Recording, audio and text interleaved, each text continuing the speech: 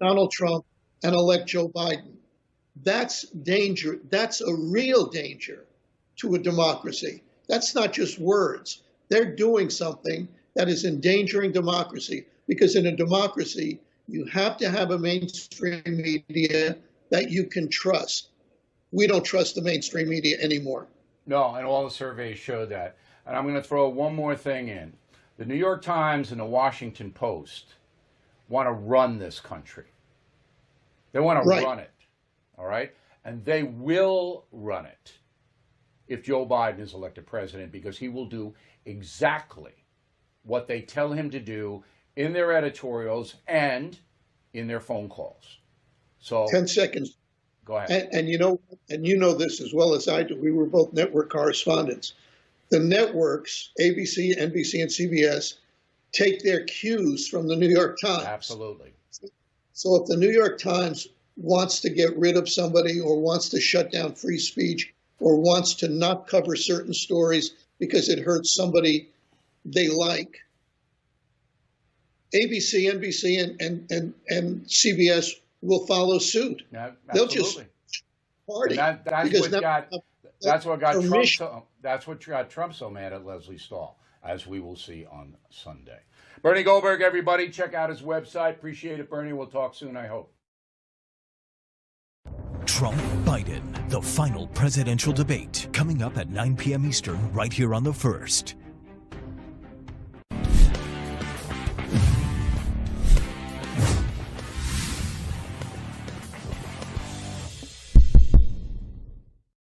Hey everyone, it's Madison Jessiato.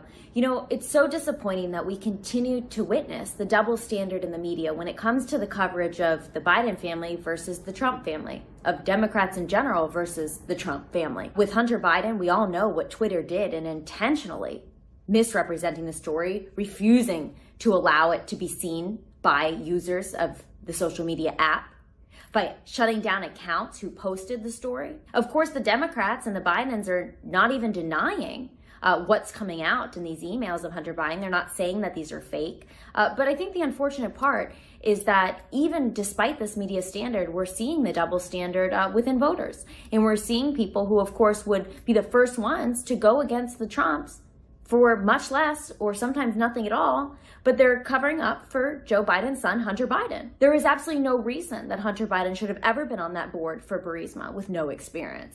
There is no reason Hunter Biden should have money wired to him from foreign countries. I mean, this is absolutely insane.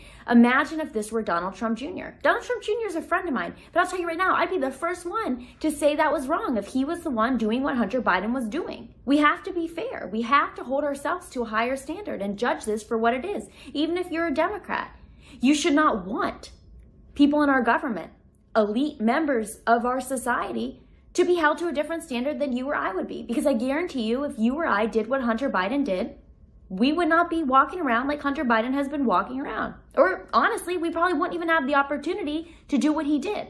Because of course he was leveraging his father's position as vice president of the United States to do this, to make this money. And of course, the question remains, how much of this went to Joe Biden himself? We can't stop asking these questions. This is extremely important. It's unacceptable. And you can't let the media's refusal to accurately cover this stop you from asking the right questions and asking the tough questions and not stopping until we get the answers we deserve.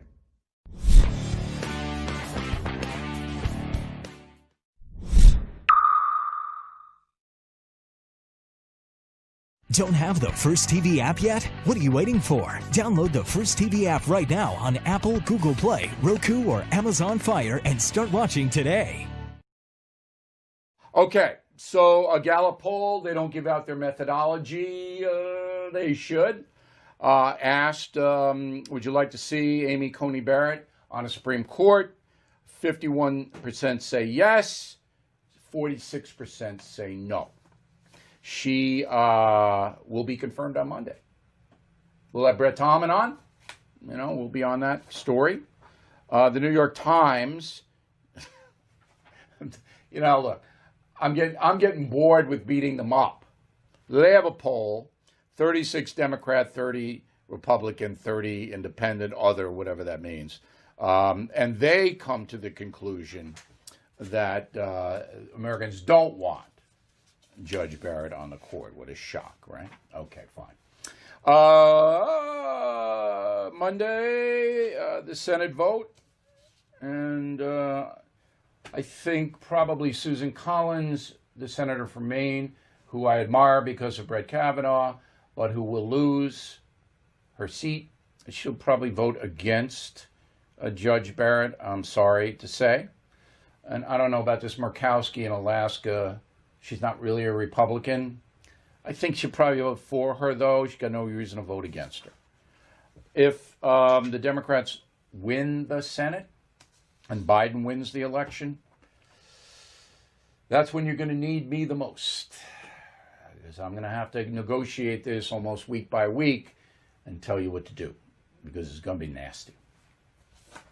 So those of you, if you can get voters out, Democrats can't win the Senate.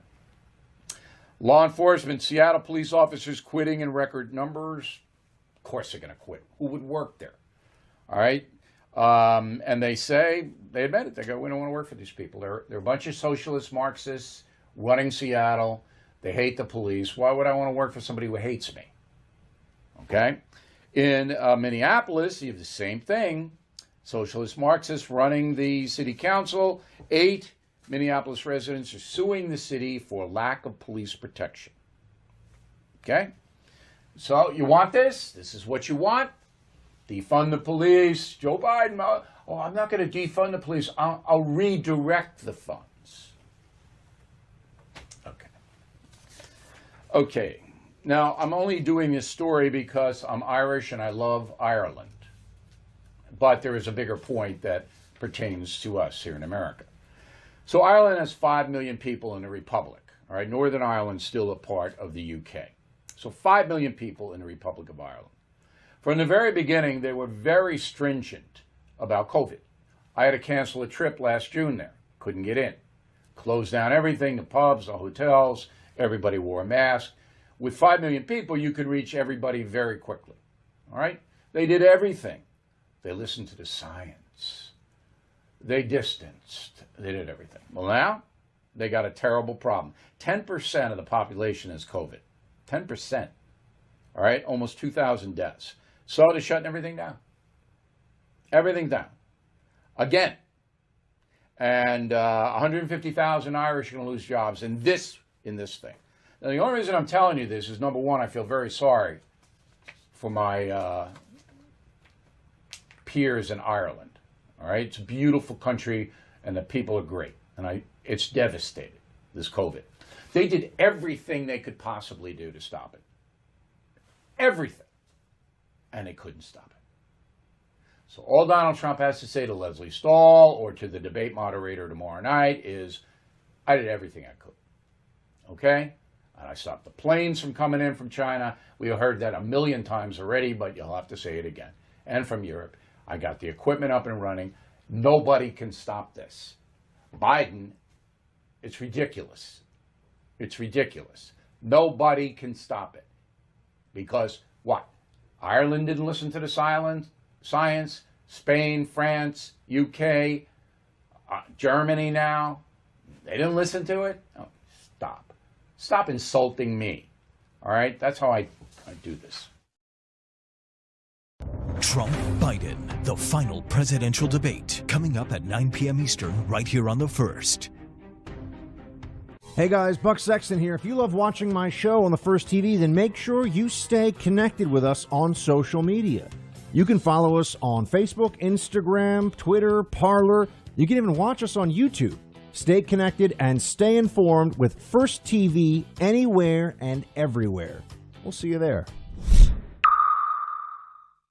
Don't have the First TV app yet? What are you waiting for? Download it and get instant access to Bill O'Reilly, Dana Lash, Jesse Kelly, Buck Sexton, and Mike Slater on your phone, tablet, or smart TV. The best part, it's absolutely free. Watch your favorite programs live or on demand, anywhere, anytime. Don't wait. Download the First TV app right now on Roku, Amazon Fire, Android, iOS, and Apple TV. Just search the First TV in your favorite app store and start watching today. Stay informed. Stay connected. Download the First TV app right now. It's free. A wise man once said you should do something great every single day before you go to sleep at night, and I have great news for you. Now you can. What can you do? Well, you can watch me. Every single night, 9 p.m. Eastern, right here on The First. My show, I'm Right, blows you away with incredible wisdom, hilarity, and of course, stunning good looks. You can catch my show, I'm Right, every single night, 9 p.m. Eastern. I'll see you. Looking for an email you actually want to read? We've got you covered. Sign up for the Up First newsletter only from The First. Every morning we deliver the day's essential headlines and prepare you for what everyone will be talking about. Plus, you'll also get instant analysis and real facts, helping you cut through the liberal mainstream media spin. Don't wait. Sign up for the Up First newsletter right now at thefirsttv.com.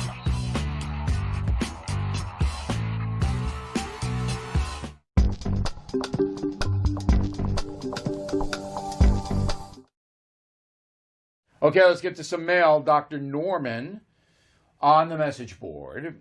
Bill, I have to disagree with your assessment that many Biden voters do not understand the consequences of his election. I have many friends on the left who don't seem to care. Their hatred for Trump is so strong, they don't seem to care about the consequences of a Democratic victory. I agree. The hatred toward Donald Trump is driving a lot of the vote. But I also disagree with you, Doctor. I think a lot of people voting don't know the horror economically it's going to befall this country. William, concierge member, thank you, William. Bill, the people you say are going to crash the country live in the same place we all do. What's their plan for survival? And especially among the rioting and looting hordes that will surely follow. Look, we've seen what happens in progressive-run cities, and it's been widely reported. So the folks are going to just have to make their determination. Joe Biden's not going to stop that. Linda, I hope Donald Trump does not say the same tired lines that we have the greatest economy and I stopped China when Fauci said no in the debate on Thursday night. He needs to freshen it up. I'm not optimistic that will happen, but I can't make a prediction. President has a tendency to repeat himself over and over again. Frank Camito, Katy, Texas. Will you say Trump could lose the election because of COVID? It's the way the mainstream media reports on COVID. No. Everybody knows at this point the mainstream media is dishonest. People are genuinely fearful about COVID. And when that happens, the person in charge usually gets hammered. Anthony McChrystal, Massapequa, New York. Bill, do you think it's a mistake for Donald Trump to debate Biden on Thursday, given what happened with Savannah Guthrie on the town hall? No, he has to. Trump has to win. He has to articulate his vision in a very authoritative, mature way. What he has to do. He has to debate him.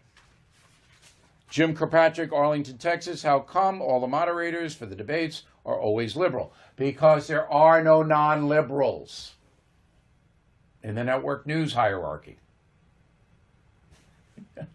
Look, Bernie and I worked at CBS at the same time. Bernie was much more successful at CBS News than I was. And I wasn't an ideologue. I just reported the news, and so did he. We were correspondents. We didn't inject personal opinion. But back then, nobody even knew what my politics were. I don't know if they knew who Goldberg's were. But it wasn't an issue. We just reported the news. We knew Dan Rather was left-wing. We knew it. And sometimes they'd mess with scripts, the Rather people. But, it wasn't a litmus test like there is now. If you go in for an interview for a job at ABC, NBC, and CBS, people interviewing are very liberal people, and they're going to hire people who fit in. As I wrote in my column this week. Please read it. Please read that column.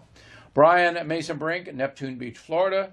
With all the hate Trump media, they've made Trump the underdog. Don't they know Americans love an underdog? There's a backlash that's helping Donald Trump. I think we see that in the Trafalgar polls. No doubt. Stephen Stewart, Iowa City, Iowa. I have every book you've written, Bill. This includes the full Killing series. When I upgraded membership to Concierge, I got all 9 Killing books as a gift. My mother is 95 years old. I gave her the books and she read them all. Excellent. Look at that, Stephen. Your mother, 95, reading all the killing books. And that's what I'm saying. If you become a lifetime concierge member, you get all the books, all the 9. You can give them to anybody you want. Make people happy. And the gifts pay for your membership. Harvey Kemper, Bella Vista, Arkansas. Thank you and Martin Dugard for Killing Crazy Horse. The historical detail is awesome and revealing as to how America treated Native Americans. It'll be encouraging. I'll be encouraging folks to read the book. So we need word of mouth. Killing Crazy Horse, great book, I think. If you go to Amazon, 93% say it's an excellent book on the reviews. So Killing Crazy Horse. We have a bunch of concierge members writing to tell you why concierge membership is excellent. We posted some of those on BillO'Reilly.com. If you're thinking about upgrading from premium into concierge, get direct access to me, and I can help you, and I will. Concierge membership. When writing to us, do not be a coxcomb, C-O-X-C-O-M-B. And how about the mats for Christmas? This is probably the best Christmas gift ever. Stand up for your country, mats. Put them outside in front of your door, put them in a window, put them everywhere. They really are sharp. This is not a political statement. This is a statement of affection for America. Stand up for your country. We don't kneel. We stand on the mat. We don't kneel on the mat. Now, these are going to sell out. These Stand Up for Your Country mats, made in America. Great Christmas gift. So I hope you will check that out, along with concierge and premium membership. Another quick break, back with a final thought about the campaign. Trump Biden, the final presidential debate, coming up at 9 p.m. Eastern, right here on The First. There's a new email that prepares you every day to be smart, stay informed, and always be on the alert for liberal media spin. It's called Up First, and it's only on The First TV. Get essential daily headlines, instant reaction and analysis, and the tools you need to fight back against the progressive agenda. Don't wait. Get the same email First TV hosts use to stay informed every morning. Never miss an important story. Go to thefirsttv.com and sign up for the Up First newsletter today. Hey guys, it's Buck Sexton here, reminding you that my radio show can be seen right here on The First TV every day at 5 p.m. Eastern. We break down all the news and current events from across the country and around the world with deep analysis that you're just not going to find anywhere else. Plus, we always try to have a little fun while we go through all that stuff together. So don't miss the Buck Sexton Show every day at 5 p.m. Eastern right here on The First. I'm about to blow you away with something. There's something brand new out there. I just discovered it today. It's called social media. And did you know The First is all over this new thing called social media? Apparently they're great at it. They're on Twitter, Instagram, Parler. They're on YouTube. They're on Facebook. They're all over all of it. Go enjoy The First anywhere on all of your social media stuff. If you do that sort of thing, I'm not sure if it's going to catch on, but if it does, The First will be good. Hey, Cider Crusaders. On my show, we've been diving deep into the philosophy of what we're fighting against, from Hegel, Marx, the Frankfurt School, all the way today. And once you know all that stuff, everything we're seeing today makes a lot of sense. But we're also diving deep into the principles that we built this country on, right? What we're fighting for. Our founding fathers didn't just fight against the British. They also fought for specific principles. And that's the same thing we need to be doing today. Oh, also, there's an election coming up soon. So we got lots to talk about. True story. Mike Slater, please join us every weekday, 11 o'clock Eastern, right here on The First. Hey guys, Dana Lash here, reminding you to download the First TV app right now. With the First TV app, you can watch my show, The Dana Show, live or on demand, anywhere, anytime. The First TV app is available on iOS, Android, Amazon, Fire, Roku, and now Apple TV. Just search for the First TV app in your favorite app store and download it today.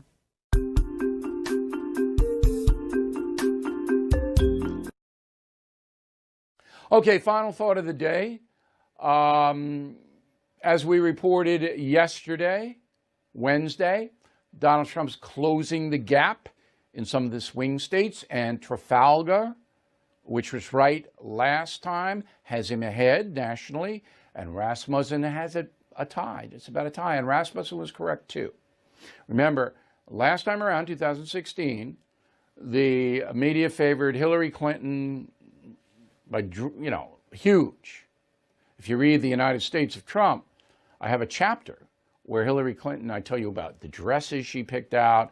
They had the convention center booked, the fireworks, all the food. They thought they had it on Election Day 2016. Same thing now.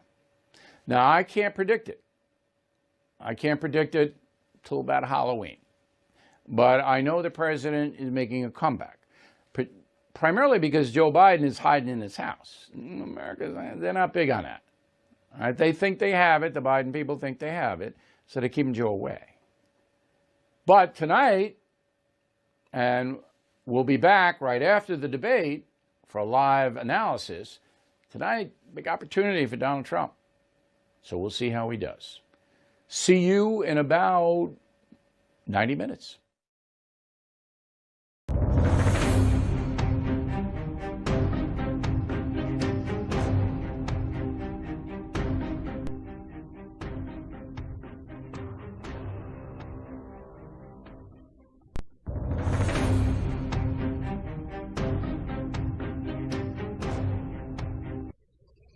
It is time. The third and final presidential debate. It's not the third, it's actually the second. You see, the second debate that we were supposed to have had to get canceled. Why? Because of what you're all going to be screaming about tonight and what I'm going to be screaming about tonight, the moderator.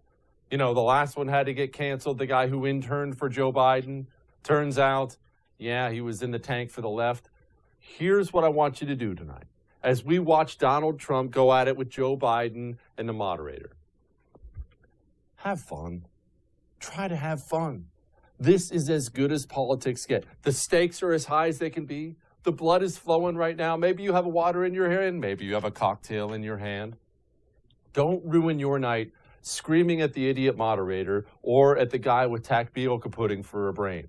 Spend your night enjoying yourself. It's going to be 4 years until you get to enjoy another final presidential debate. So it's going to be crazy. And we know Donald Trump is going to bring up Joe Biden's Hunter Biden problem, Joe Biden's connection overseas. The moderator is going to jump in. Prepare yourself for it now and try to defend Joe Biden from that. Joe Biden's going to do the same thing he's always done and roll out some, that's been discredited thing when it's been discredited by absolutely nobody. Don't let it get to you. Sit back and enjoy the evening. I'm going to enjoy it. And I know, I realize everybody's mad because the moderator just decided miraculously to take foreign policy off the table when Donald Trump really, by any measure, is one of the great foreign policy presidents of the modern era. So it's a miracle they would take that off the table. Don't worry about it. Things you do need to worry about tonight? Nothing. Sit back and have fun. Joe Biden is the one with a mountain to climb tonight, not Donald Trump. Remember that. These debates are all about the challenger. Why?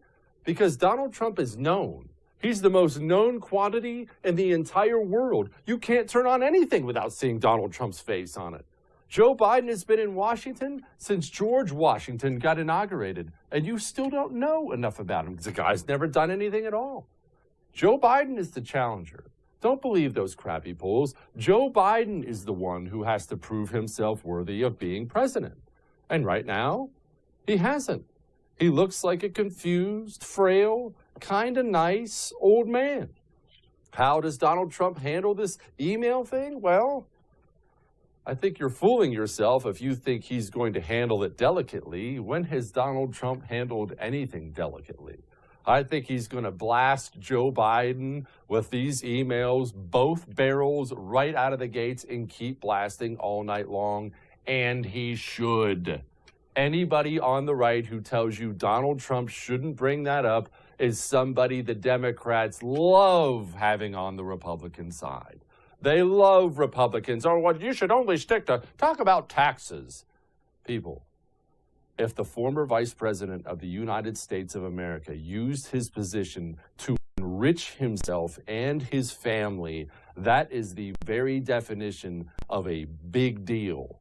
And that is something Donald Trump should absolutely point out tonight and crush Joe Biden with, and I think he will. But But more than anything, remember, have fun. It's going to be, what, an hour, hour and a half? You're going to have a great post-debate show with Bill O'Reilly. As soon as Bill wraps up what he's doing, I'm coming on. I'm going to give you an hour of interviews. I'll give you all my thoughts on everything. We're going to have guests that are going to be funny. We're going to enjoy the night. Remember this. Enjoy the night. This is fight night. This is as good as it gets. You should have to pay for this stuff, but no. Here in the United States of America, you just get to sit back with a whiskey in your hand and enjoy it all. Fireworks are what this is meant to be. And don't fret if this turns out to be impolite. Of course it's going to be impolite. Politics has never been polite. And don't let anybody convince you there were the old days of decorum. All right, they're on stage. Let's rock and roll. I'll see you after, right here on the First. Major topics. At the beginning of each section, each candidate will have 2 minutes uninterrupted to answer my first question. The debate commission will then turn on their microphone only when it is their turn to answer, and the commission will turn it off exactly when the 2 minutes have expired. After that, both microphones will remain on, but on behalf of the voters, I'm going to ask you to please speak one at a time. The goal is for you to hear each other and for the American people to hear every word of what you both have to say. And so with that, if you're ready, let's start. And we will begin with the fight against the coronavirus. President Trump, the first question is for you. The country is heading into a dangerous new phase. More than 40,000 Americans are in the hospital tonight with COVID, including record numbers here in Tennessee. And since the two of you last shared a stage, 16,000 Americans have died from COVID. So please be specific. How would you lead the country during this next stage of the coronavirus crisis? 2 minutes, uninterrupted. So, as you know, 2.2 million people modeled out were expected to die. We closed up the greatest economy in the world in order to fight this horrible disease that came from China. It's a worldwide pandemic. It's all over the world. You see the spikes in Europe and many other places right now. If you notice, the mortality rate is down 85%. The excess mortality rate is way down and much lower than almost any other country. And we're fighting it, and we're fighting it hard. There is a spike. There was a spike in Florida, and it's now gone. There was a very big spike in Texas. It's now gone. There was a very big spike in Arizona. It's now gone. And there are some spikes and surges in other places. They will soon be gone. We have a vaccine that's coming. It's ready. It's going to be announced within weeks, and it's going to be delivered. We have Operation Warp Speed, which is the military is going to distribute the vaccine. I can tell you from personal experience that I was in the hospital. I had it. And I got better, and I will tell you that I had something that they gave me, a therapeutic, I guess they would call it. Some people could say it was a cure. But I was in for a short period of time, and I got better very fast, or I wouldn't be here tonight. And now they say I'm immune. Whether it's 4 months or a lifetime, nobody's been able to say that, but I'm immune. More and more people are getting better. We have a problem that's a worldwide problem. This is a worldwide problem. But I've been congratulated by the heads of many countries on what we've been able to do. If you take a look at what we've done in terms of goggles and masks and gowns and everything else, and in particular ventilators, we're now making ventilators all over the world, thousands and thousands a month, distributing them all over the world. It will go away, and as I say, we're rounding the turn, we're rounding the corner. It's going away. Okay. Former Vice President Biden, to you, how would you lead the country out of this crisis? You have 2 minutes uninterrupted. 220,000 Americans dead. If you hear nothing else I say tonight, hear this. Anyone who's responsible for not taking control, in fact, not saying I take no responsibility initially. Anyone who's responsible for that many deaths should not remain as President of the United States of America. We're in a situation where there are 1,000 deaths a day now, 1,000 deaths a day, and there are over 70,000 new cases per day. Compared to what's going on in Europe, as the New England Medical Journal said, they're starting from a very low rate. We're starting from a very high rate. The expectation is we'll have another 200,000 Americans dead between now and the end of the year. If we just wore these masks, the President's own advisors have told him, we could save 100,000 100,000 lives. And we're in a circumstance where the president thus far and still has no plan, no comprehensive plan. What I would do is make sure we have everyone encouraged to wear a mask all the time. I would make sure we move in the direction of rapid testing, investing in rapid testing. I would make sure that we set up national standards as to how to open up schools and open up businesses so they can be safe and give them the wherewithal, the financial resources to be able to do that. We're in a situation now where the New England Medical Journal, one of the most serious journals in the whole world, said for the first time ever that the way this president has responded to this crisis has been absolutely tragic. And so, folks, I will take care of this. I will end this. I will make sure we have a plan. President Trump, I'd like to follow up with you in your comments. You talked about taking a therapeutic. I assume you're referencing Regeneron. You also said a vaccine will be coming within weeks. Yes. Is that a guarantee? No, it's not a guarantee, but it will be by the end of the year. But I think it has a good chance. There are two companies, I think, within a matter of weeks, and it will be distributed very quickly. Can you tell us which companies? Johnson & Johnson is doing very well. Moderna is doing very well. Pfizer is doing very well. And we have numerous others. Then we also have others that we're working on very closely with other countries, in particular Europe. Let me follow up with you, and because this is new information, you have said a vaccine is coming soon, within weeks now. Your own officials say it could take well into 2021 at the earliest for enough Americans to get vaccinated. And even then, they say the country will be wearing masks and distancing into 2022. Is your timeline realistic? No, I think my timeline is going to be more accurate. I don't know that they're counting on the military the way I do, but we have our generals lined up, one in particular that's the head of logistics. And this is a very easy distribution for him. He's ready to go as soon as we have the vaccine. And we expect to have 100 million vials. As soon as we have the vaccine, he's ready to go. Vice President Biden, your reaction, and just 40% of Americans say they would definitely agree to take a coronavirus vaccine if it was approved by the government. What steps would you take to give Americans confidence in a vaccine if it were approved? Make sure it's totally transparent. Have the scientists of the world see it, know it, look at it, go through all the processes. And by the way, this is the same fellow who told you this is going to end by Easter last time. This is the same fellow who told you that, don't worry, we're going to end this by the summer. We're about to go into a dark winter, and he has no clear plan, and there's no prospect that there's going to be a vaccine available for the majority of the American people before the middle of next year. President Trump, your reaction, he says you have no plan. I don't think we're going to have a dark winter at all. We're opening up our country. We've learned and studied and understand the disease, which we didn't at the beginning. When I closed and banned China from coming in heavily infected, and then ultimately Europe, but China was in January. Months later, he was saying I was xenophobic. I did it too soon. Now he's saying, oh, I should have, moved quicker. But he didn't move quicker. He was months behind me, many months behind me. And frankly, he ran the H1N1 swine flu, and it was a total disaster, far less lethal, but it was a total disaster.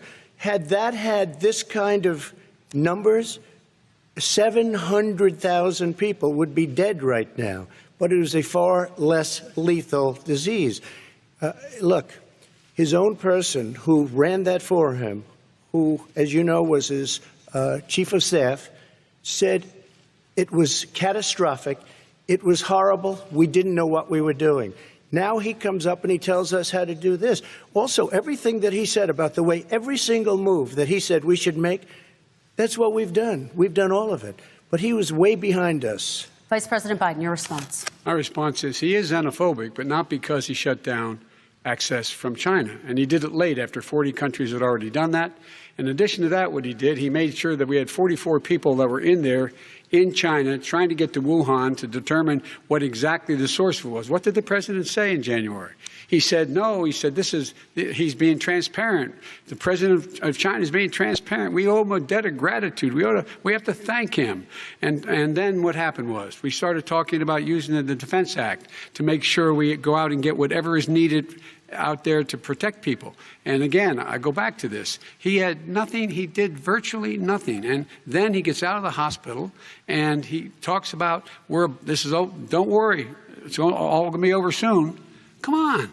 There's not another serious scientist in the world who thinks it's going to be over soon. President Trump, your reaction? I say over soon. I say we're learning to live with it. We have no choice. We can't lock ourselves up in a basement like Joe does. He has the ability to lock himself up. I don't know. He's obviously made a lot of money someplace, but he has this thing about living in a basement. People can't do that. By the way, I, as the president, couldn't do that. I'd love to put myself in the basement or in a beautiful room in the White House and go away for a year and a half until it disappears.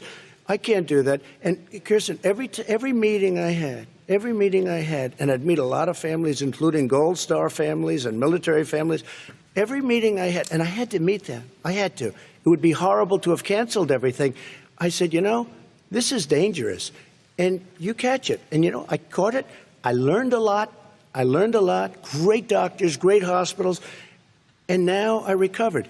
99.9% of young people recover. 99% of people recover. We have to recover. We can't close up our nation. We have to open our school, and we can't close up our nation, or you're not going to have a nation. And of course, the CDC has said young people can get sick with COVID-19 and can pass it.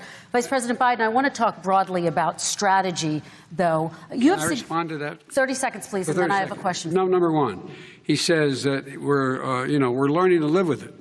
People are learning to die with it. You folks home will have an empty chair at the kitchen table this morning. That man or wife going to bed tonight and reaching over to try to touch their, out of habit, where their wife or husband was, is gone. Learning to live with it. Come on. We're dying with it because he has never said, you said it's dangerous. When's the last time? Is it really dangerous still? Are we dangerous? You tell the people it's dangerous now? What should they do about the danger? And you say, I take no responsibility. Let me talk about your two. Excuse me, I take full responsibility. It's not my fault that it came here. It's China's fault. And you know what? It's not Joe's fault that it came here either. It's China's fault. They kept it from going into the rest of China for the most part, but they didn't keep it from coming out to the world, including Europe and ourselves. Vice President Biden. The fact is that when we knew it was coming, when it hit, what happened? What did the president say? He said, don't worry, it's going to go away. Be gone by Easter. Don't worry. The warm weather. Don't worry. Maybe inject bleach. He said he was kidding when he said that, but a lot of people thought it was serious. A whole range of things the president has said. Even today, he thinks we are in control. We're about to lose 200,000 more people. President Trump. Look, perhaps just to finish this, I was kidding on that, but just to finish this, when I closed, he said I shouldn't have closed. And that went on for months. Nancy Pelosi said the same thing. She was dancing on the streets in Chinatown in San Francisco. But when I closed, he said, this is a terrible thing. You're xenophobic. I think he called me racist even. And because I was closing it to China. Now he says I should have closed it earlier. It just, Joe, it doesn't work. I didn't say either of those things. You certainly did. You certainly did. I talked about a xenophobia in a different context. It wasn't about closing the border to Chinese coming to the United States. All right, I want to talk about both of your different strategies to handling this. He thought I shouldn't have closed the border. Well, that's obvious. Do you want to respond to that quickly, Vice President No. Biden? Okay. Let's talk about your different strategies toward dealing with this. Mr. Vice President, you suggested you would support new shutdowns if scientists recommended it. What do you say to Americans who are fearful that the cost of shutdowns, the impact on the economy, the higher rates of hunger, depression, domestic and substance abuse outweighs the risk of exposure to the virus? What I would say is I'm going to shut down the virus, not the country. It's his ineptitude that caused the country to have to shut down in large part. Why businesses have gone under, why schools are closed, why so many people have lost their living, and why they're concerned. Those other concerns are real. That's why he should have been, instead of in a sand trap in his golf course, he should have been negotiating with Nancy Pelosi and the rest of the Democrats and Republicans about what to do about the acts they were passing for billions of dollars to make sure people had the capacity. But you haven't ruled out more shutdowns. Well, no, I'm not shutting down the nation, but there are, look, you need standards. The standard is if you have a reproduction rate in a community that's above a certain level, everybody says, slow up, more social distancing, do not open bars, and do not open gymnasiums. Do not open until you get this under control, under more control. But when you do open, give the people the capacity to be able to open and have the capacity to do it safely. For example, schools. Schools, they need a lot of money to open. They need to deal with ventilation systems. They need to deal with smaller classes, more teachers, more pods. And he's refused to support that money, or at least up to now. Let's talk about schools. President Trump, I think we have to respond, if I might. Please, and then I have a follow-up. Thank you, and I appreciate that. Look, all he does is talk about shutdowns, but forget about him. His Democrat governors, Cuomo in New York, you look at what's going on in California, you look at Pennsylvania, North Carolina, Democrats all, they're shut down so tight, and they're dying. They're dying. And he supports all these people. All he talks about is shutdowns. No, we're not going to shut down, and we have to open our schools. And it's like, as an example, I have a young son. He also tested positive. By the time I spoke to the doctor the second time, he was fine. It just went away. Young people, I guess it's their immune system. Let me follow up with you, President Trump. You've demanded schools open in person and insist they can do it safely. But just yesterday, Boston became the latest city to move its public school system entirely online after a coronavirus spike. What is your message to parents who worry that sending their children to school will endanger not only their kids, but also their teachers and families? I want to open the schools. The transmittal rate to the teachers is very small, but I want to open the schools. We have to open our country. We're not going to have a country. You can't do this. We can't keep this country closed. This is a massive country with a massive economy. People are losing their jobs. They're committing suicide. There's depression, alcohol, drugs at a level that nobody's ever seen before. There's abuse, tremendous abuse. We have to open our country. You know, I've said it often. The cure cannot be worse than the problem itself. And that's what's happening. And he wants to close down. He'll close down the country if one person in our massive bureaucracy says we should close it down. Vice President Biden, your response. Simply not true. We ought to be able to walk and chew gum at the same time. We ought to be able to safely open, but when they need resources to open. You need to be able to, for example, if you're going to open a business, have social distancing within the business. You need to have, if you have a restaurant, you need to have plexiglass dividers so people cannot infect one another. You need to be in a position where you can take testing rapidly and know whether a person is, in fact, infected. You need to be able to trace. You need to be able to provide all the resources that are needed to do this. And that is not inconsistent with saying that we're going to make sure that we open safely. And by the way, all you teachers out there, not that many of you are going to die, so don't worry about it. Come on. President Trump, let me follow up with you quickly. By the way, I will say this. If you go and look at what's happened to New York, it's a ghost town. It's a ghost town. And when you talk about plexiglass, these are restaurants that are dying. These are businesses with no money. Putting up plexiglass is unbelievably expensive, and it's not the answer. I mean, you're going to sit there in a cubicle wrapped around with plastic. These are businesses that are dying, Joe. You can't do that to people. You just can't. Take a look at New York and what's happened to my wonderful city for so many years. I loved it. It was vibrant. It's dying. Everyone's leaving New York. Take a look at what New York has done in terms of turning the curve down in terms of the number of people dying. And I don't look at this in terms of the way he does. Blue states and red states. They're all the United States. And look at the states that are having such a spike in the coronavirus. They're the red states. They're the states in the Midwest. They're the states in the upper Midwest. That's where the spike is occurring significantly. But they're all Americans. They're all Americans. And what we have to do is say, wear these masks, number one. Make sure we get the help that the businesses need that has money's already been passed to do that. It's been out there since the beginning of the summer, and nothing's happened. President, New York has lost more than 40,000 people, 11,000 people in nursing homes. President Trump, what about... When you say spike, take a look at what's happening in Pennsylvania, where they've had it closed. Take a look at what's happening with your friend in Michigan, where her husband's the only one allowed to do anything. It's been like a prison. Now it was just ruled unconstitutional. Take a look at North Carolina. They're having spikes, and they've been closed. And they're getting killed financially. We can't let that happen, Joe. You can't let that happen. We have to open up.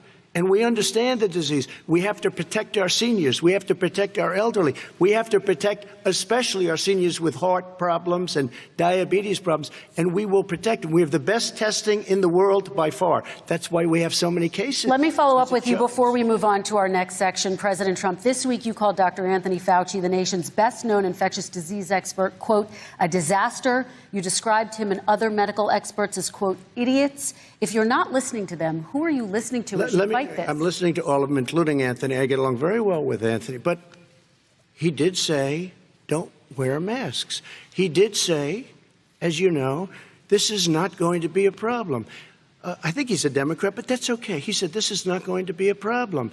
We are not going to have a problem at all. When Joe says that, I said, Anthony Fauci said, and others, and many others, and I'm not knocking him a lot. Nobody knew. Look, nobody knew what this thing was. Nobody knew where it was coming from, what it was. We've learned a lot. But Anthony said, don't wear masks. Now he wants to wear masks. Anthony also said, if you look back, exact words, here's his exact words. This is no problem. This is going to go away soon. So he's allowed to make mistakes. He happens to be a good person. Vice President Biden, your response quickly, and then we're going to move on to the next section. My response is that think about what the president knew in January and didn't tell the American people. He was told this was a serious virus that spread in the air, and it was much worse than the flu. He went on record and said to one of your colleagues, recorded, that in fact he knew how dangerous it was, but he didn't want to tell us. He didn't want to tell us because he didn't want us to panic. He didn't want us. Americans don't panic. He panicked. But guess what? In the meantime, we found out in the New York Times the other day that, in fact, his folks went to Wall Street and said this is a really dangerous thing. And a memo out of that meeting, not from his administration, but from some of the brokers, said sell short because we got to get moving. It's a dangerous problem. Well, this is I'm going to give you 30 seconds to respond, and then we're going to move on. The Wall Street one, I don't know. Somebody went to Wall Street. You're the one that takes all the money from Wall Street. I don't take it. You have raised a lot of money, tremendous amounts of money. And every time you raise money, deals are made, Joe. I could raise so much more money. As president and as somebody that knows most of those people, I could call the heads of Wall Street, the heads of every company in America. I would blow away every record, but I don't want to do that because it puts me in a bad position. And then you bring up Wall Street. You shouldn't be bringing up Wall Street because you're the one that takes the money from Wall Street, not me. I could blow away your records that, like you wouldn't believe. We don't need money. We have plenty of money. In fact, we beat Hillary Clinton with a tiny fraction of the money that she was able to. All right, gentlemen, we're going to move on. Don't tell me about Wall Street. Average contribution, $43. All right, we're going to move on to our next section, which is national security. And I do want to start with the security of our elections and some breaking news from overnight. Just last night, top intelligence officials confirmed again that both Russia and Iran are working to influence this election. Both countries have obtained U.S. voter registration information, these officials say, and Iran sent intimidating messages to Florida voters. This question goes to you, Mr. Vice President. What would you do to put an end to this threat? You have 2 minutes uninterrupted. I made it clear, and I ask everyone else to take the pledge. I made it clear that any country, no matter who it is, that interferes in American elections will pay a price. They will pay a price. And it's been overwhelmingly clear this election, I won't even get into the last one, this election, that Russia has been involved, China has been involved to some degree, and now we learn that Iran is involved. They will pay a price if I'm elected. They're interfering with American sovereignty. That's what's going on right now. They're interfering with American sovereignty. And to the best of my knowledge, I don't think the president said anything to Putin about it. I don't think he's talking to them a lot. I don't think he said a word. I don't know why he hadn't said a word to Putin about it. And I don't know what he has recently said, if anything, to the Iranians. My guess is he'd probably be more outspoken with regard to the Iranians. But the point is this, folks. We are in a situation where we have foreign countries trying to interfere in the outcome of our election. His own national security advisor told him that what is happening with his buddy, I will. His buddy, Rudy Giuliani, he's being used as a Russian pawn. He's being fed information that is Russian, that is not true. And then what happens? Nothing happens. And then you find out that everything that's going on here about Russia is wanting to make sure that I do not get elected the next president of the United States because they know I know them and they know me. I don't understand why this president is unwilling to take on Putin when he's actually paying bounties to kill American soldiers in Afghanistan, when he's engaged in activities that are trying to destabilize all of NATO. I don't know why he doesn't do it, but it's worth asking the question, why isn't that being done? Any country that interferes with us will, in fact, pay a price because they're affecting our sovereignty. President Trump, same question to you. Let me ask the question. You're going to have 2 minutes to respond. For 2 elections in a row now, there has been substantial interference from foreign adversaries. What would you do in your next term to put an end to this? 2 minutes uninterrupted. Well, let me respond to the first part, as Joe answered. Joe got $3.5 million from Russia, and it came through Putin because he was very friendly with the former mayor of Moscow, and it was the mayor of Moscow's wife. And you got $3.5 million. Your family got $3.5 million. And you know, someday you're going to have to explain, why did you get 3.5? I never got any money from Russia. I don't get money from Russia.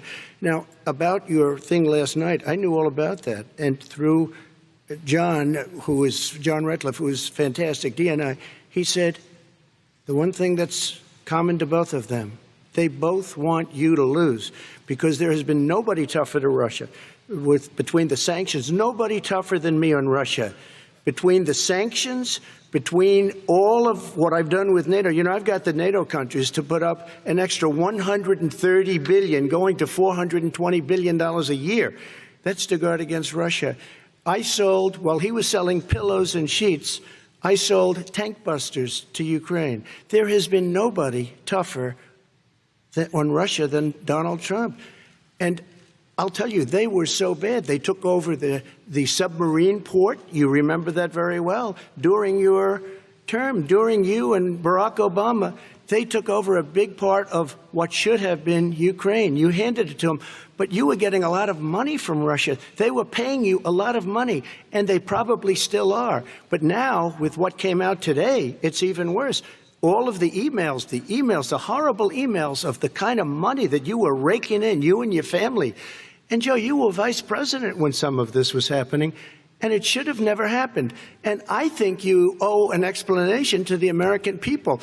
Why is it? Somebody just had a news conference a little while ago who was essentially supposed to work with you and your family, but what he said was damning. And regardless of me, I think you have to clean it up and talk to the American people. Maybe you can do it right now. Vice President Biden, you may respond. 30 seconds. And then I do want to follow up on the election security. I have not taken a penny from any foreign source ever in my life. We learned that this president paid 50 times the tax in China, has a secret bank account with China, does business in China, and in fact is talking about me taking money. I have not taken a single penny from any country whatsoever, ever. Number one. Number two, this is a president, I have released all of my tax returns, 22 years. Go look at them. 22 years of my tax return. You have not released a single solitary year of your tax return. What are you hiding? Why are you unwilling? The foreign countries are paying you a lot. Russia's paying you a lot. China's paying you a lot. And your hotels and all your businesses all around the country, all around the world. And China's building a new road to a new a golf course you have overseas. So what's going on here? Why don't release your tax return or stop talking about corruption? President Trump, your response. First of all, I called my accountants under audit. I'm going to release them as soon as we can. I want to do it, and it'll show how successful, how great this company is. But much more importantly than that, people were saying $750. I asked them a week ago, I said, what did I pay? They said, sir, you prepaid tens of millions of dollars. I prepaid my tax. Tens over the last number of years.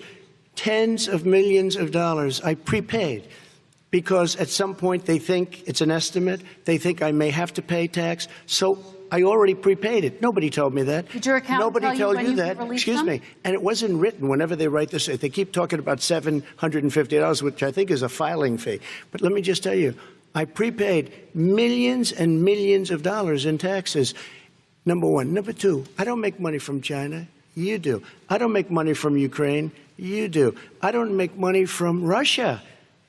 You made $3.5 million, Joe, and your son gave you. They even have a statement that we have to give 10% to the big man. You're the big man, I think. I don't know, maybe you're not, but you're the big man, I think.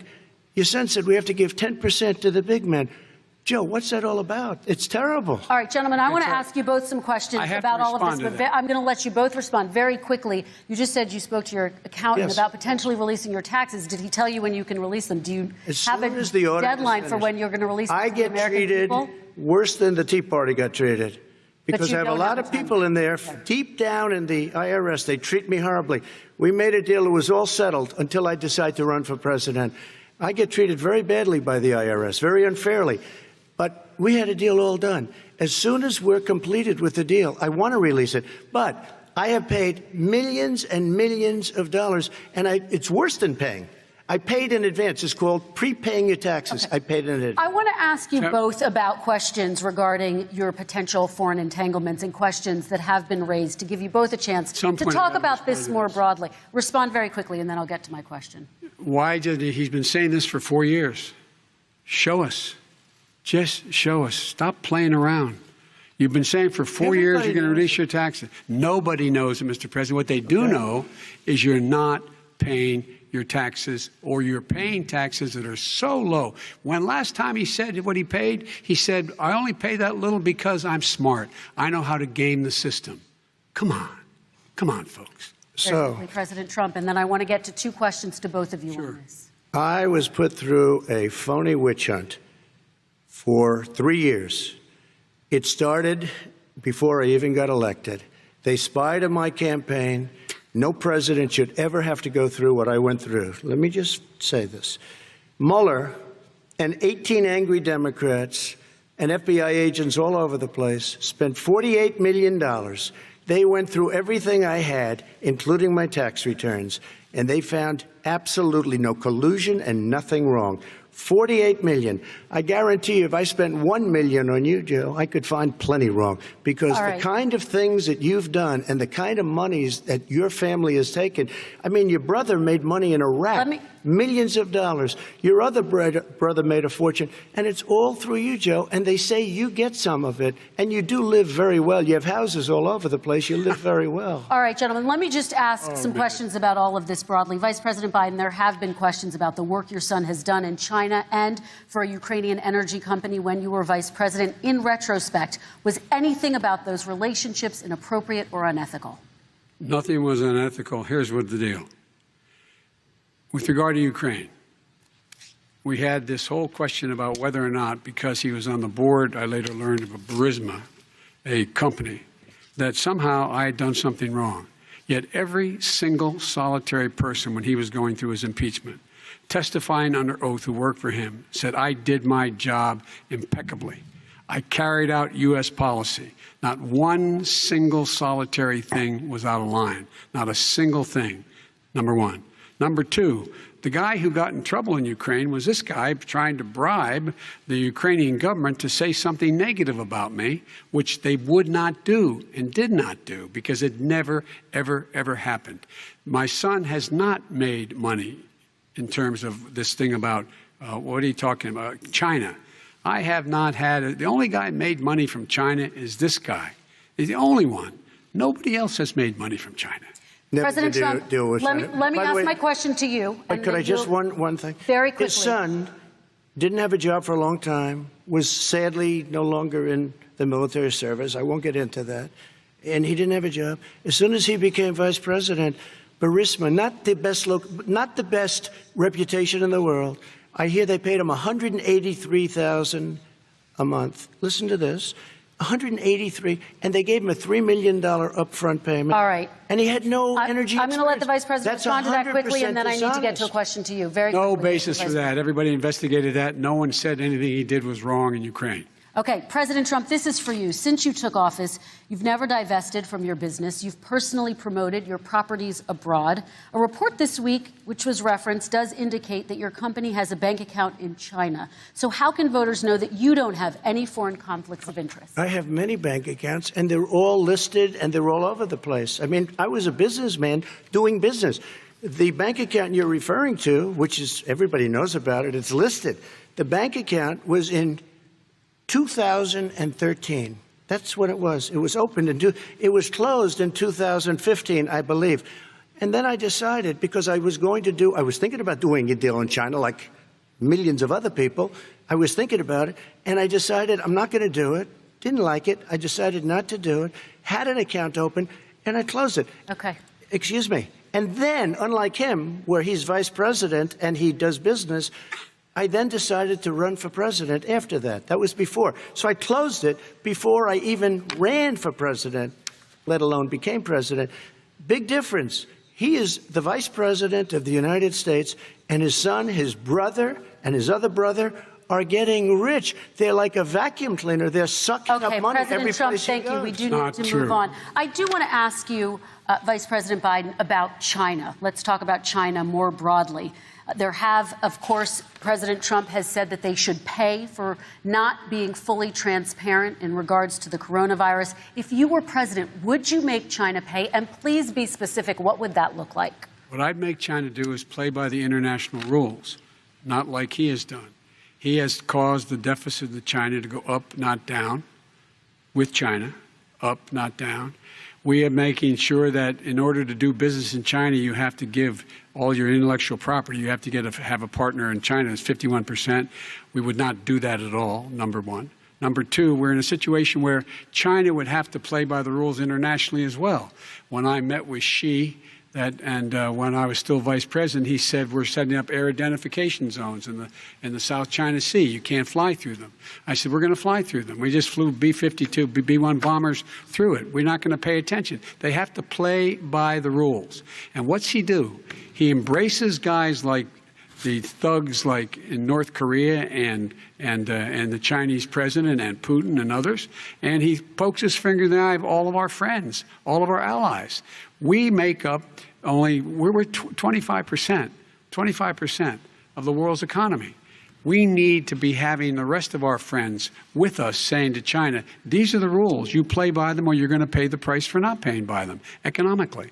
That's the way I will run it. And that's what we did in upholding steel tariffs and a range of other things when we were president and vice president. All right. Let's talk about North Korea. Excuse me. No, I have to respond to that. Okay.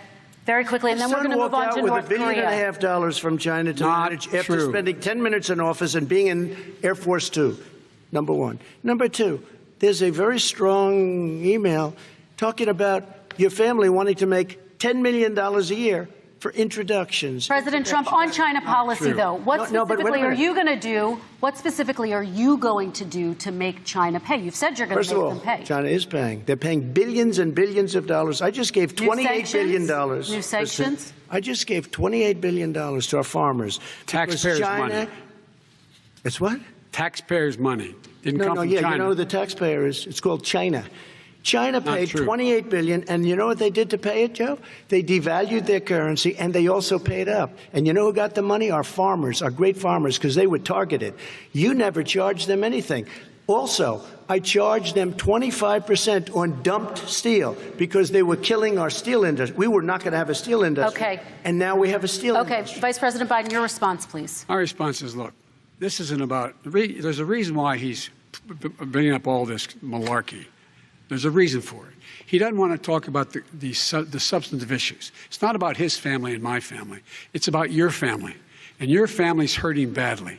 If you're making less than, if you're a middle-class family, you're getting hurt badly right now. You're sitting at the kitchen table this morning deciding, well, we can't get new tires, they're bald because we have to wait another month or so. Or are we going to be able to pay the mortgage? Or who's going to tell her she can't go back to community college? They're the decisions you're making in the middle-class families like I grew up in Scranton and Claymont. They're in trouble. We should be talking about your families, but that's the last thing he wants to talk about. I want to talk about North Korea. I do want to turn to 10 seconds, Mr. President. 10 seconds. That's a typical political statement. Let's get off this China thing, and then he looks, the family, around the table, everything. Just a typical politician when I see that. Let's talk about North Korea. I'm not a typical politician. Okay, that's why I got elected. Let's get off the subject of China. Let's talk sitting around the table. All right. Come on, Joe, you can do better. We're going to talk about North Korea now. President Trump, you've met with North Korean leader Kim Jong-un 3 times. You've talked about your beautiful letters with him. You've touted the fact that there hasn't been a war or a long-range missile test. And yet North Korea recently rolled out its biggest ever intercontinental ballistic missile and continues to develop its nuclear arsenal. Do you see that as a betrayal of the relationship you forged? Just 30 seconds here because we need to get on to the next. So when I met with Barack Obama, we sat in the White House right at the beginning, had a great conversation. It was supposed to be 15 minutes, and it was well over an hour. He said the biggest problem we have with North Korea. He indicated we will be in a war with North Korea. Guess what? It would be a nuclear war, and he does have plenty of nuclear capability. In the meantime, I have a very good relationship with him. Different kind of a guy, but he probably thinks the same thing about me. We have a different kind of a relationship. We have a very good relationship, and there's no war.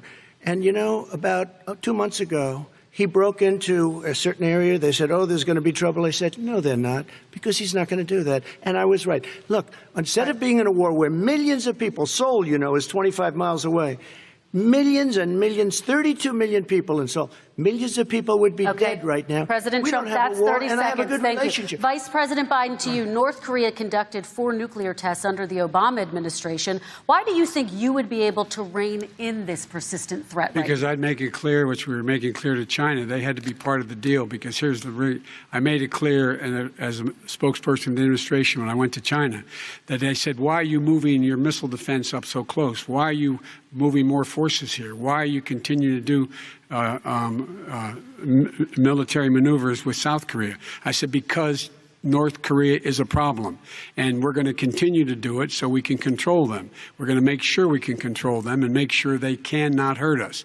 And so if you want to do something about it, step up and help. If not, it's going to continue. What has he done? He's legitimized North Korea. He's talked about his good buddy, who's a thug, and he talks about how we're better off. And they have much more capable missiles, able to reach U.S. territory much more easily than ever did before. Let me follow up with you, Vice President Biden. You've said you wouldn't meet with Kim Jong-un without preconditions. Are there any conditions under which you would meet with him? On the condition that he would agree that he would be drawing down his nuclear capacity to get the Korean Peninsula should be a nuclear-free zone. All right, let's move on to American families. Kristen, they tried to meet with him. 10 seconds, President. They tried to meet with him. He wouldn't do it. He didn't like Obama. He didn't like him. He wouldn't do it. Okay, I got to give him a chance to respond to that before we move on. And that's okay. You know what, North Korea, we're not in a war. We have a good relationship. You know, people don't understand. Having a good relationship with leaders of other countries is a good thing. We have a lot of questions to get to. That's like saying we had a good relationship with Hitler before he, in fact, invaded Europe, the rest of Europe. Come on. The reason he would not meet with President Obama is because President Obama said, we're going to talk about denuclearization. We're not going to legitimize you, and we're going to continue to put stronger and stronger sanctions on you. That's why he wouldn't meet with us. All right, let's move on. Let's move on and talk about American families. He left me a mess, Kristen. President Trump, okay, we do need to move on. They left me a mess. North Korea was a mess. And in fact, if you remember the first 2 or 3 months, there was a very dangerous period in my first 3 months before we sort of worked things out a little bit. Okay. There was a they left us a mess. And Obama would be, I think, the first to say it was the single biggest problem he thought that our country had. Okay, let's move on to American families and the economy. One of the issues that's most important to them is health care, as you both know. Today, there was a key vote on a new Supreme Court Justice, Amy Coney Barrett, and health care is at the center of her confirmation fight. Over 20 million Americans get their health insurance through the Affordable Care Act. It's headed to the Supreme Court, and your administration, Mr. President, is advocating for the court to overturn it. If the Supreme Court does overturn that law, those 20 million Americans could lose their health insurance almost overnight. So what would you do if those people have their health insurance taken away? You have 2 minutes uninterrupted. Sure. First of all, I've already done something that nobody thought was possible. Through the legislature, I terminated the individual mandate. That is the worst part of Obamacare, as we call it. The individual mandate where you have to pay a fortune for the privilege of not having to pay for bad health insurance. I terminated. It's gone. Now it's in court because Obamacare is no good. But then I made a decision. Run it as well as you can to my people, great people. Run it as well as you can. I could have gone the other route and made everybody very unhappy. They ran it. Premiums are down. Everything's down. Here's the problem. No matter how well you run it, it's no good. What we'd like to do is terminate it. We have the individual mandate done. I don't know that it's going to work. If we don't win, we will have to run it, and we'll have Obamacare, but it'll be better run. But it no longer is Obamacare, because without the individual mandate, it's much different. Pre-existing conditions will always stay. What I would like to do is a much better health care, much better, will always protect people with pre-existing. So I'd like to terminate Obamacare, come up with a brand new, beautiful health care. The Democrats will do it because there'll be tremendous pressure on them, and we might even have the House by that time, and I think we're going to win the House, okay? You'll see, but I think we're going to win the House. But come up with a better health care, always protecting people with pre-existing conditions. And one thing very important, we have 180 million people out there that have great private health care. Far more than we're talking about with Obamacare. Joe Biden is going to terminate all of those policies. These are people that love their health care, people that have been successful, middle-income people, been successful. They have 180 million plans, 180 million people, families. Under what he wants to do, which will basically be socialized medicine, he won't even have a choice, they want to terminate 180 million plans. We have done an incredible job there. And we're going to do even better. Okay. Vice President Biden, yes, this is for you. Your health care plan calls for building on Obamacare. So my question is, what is your plan if the law is ruled unconstitutional by the Supreme Court? You have 2 minutes uninterrupted.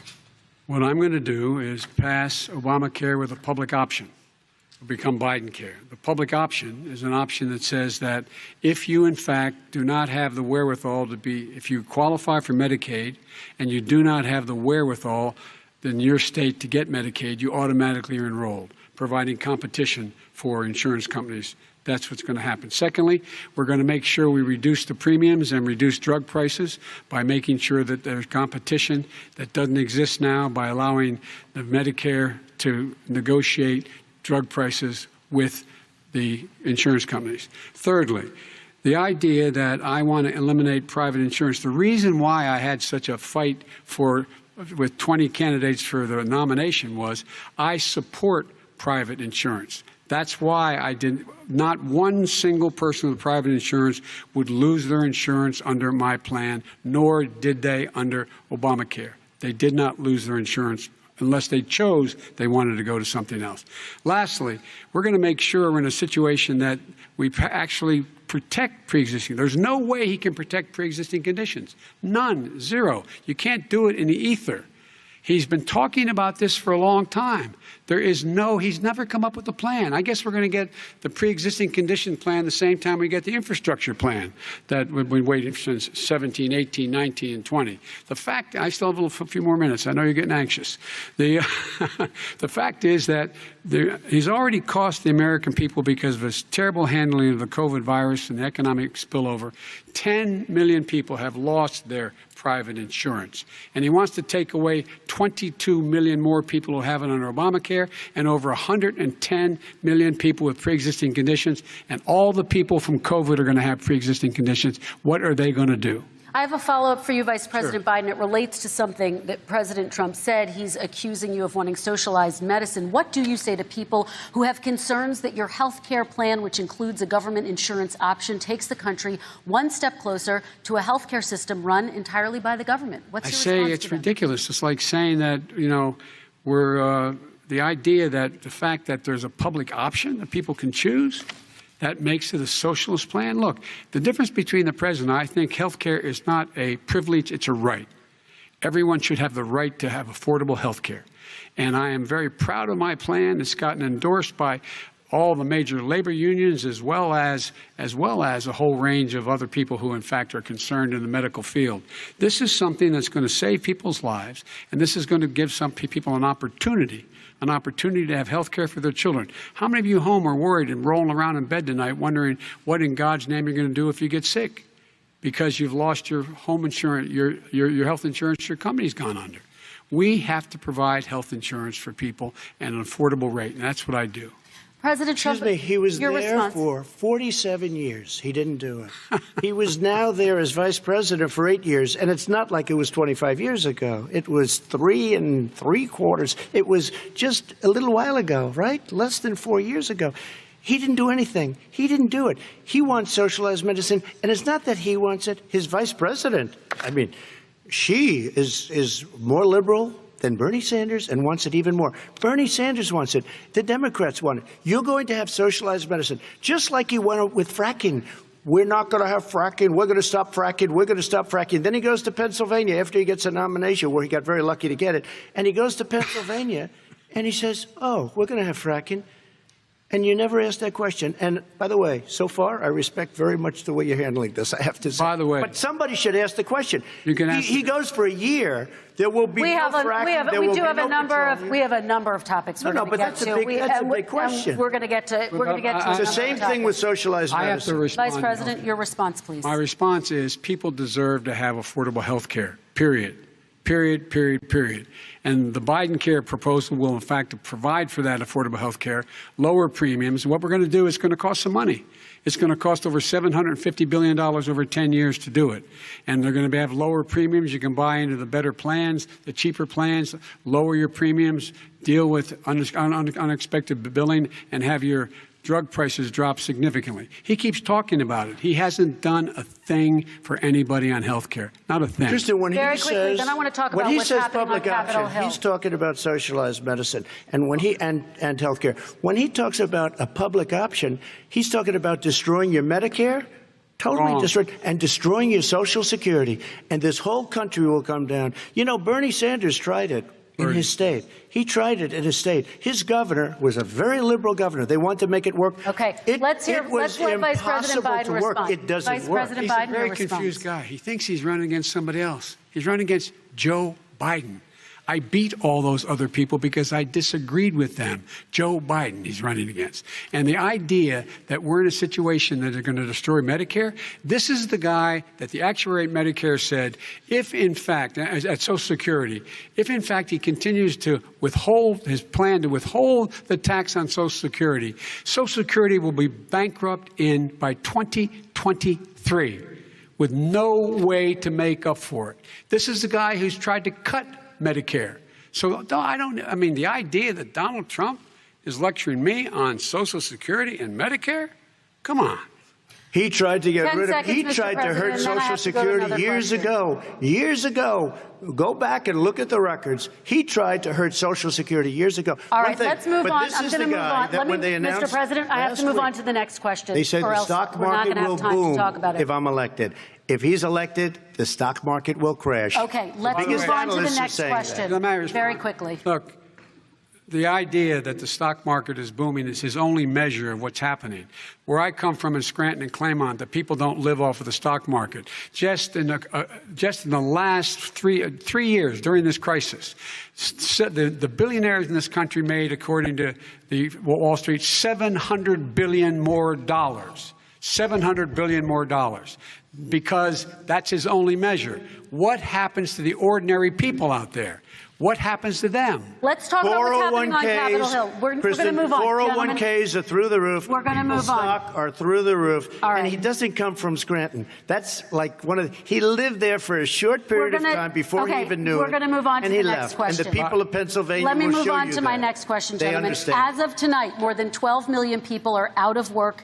And as of tonight, 8 million more Americans have fallen into poverty. And more families are going hungry every day. Those hit hardest are women and people of color.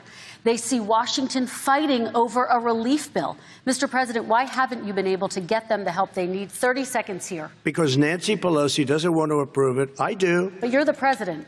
I do, but I still have to get. Unfortunately, that's one of the reasons I think we're going to take over the House, because of her.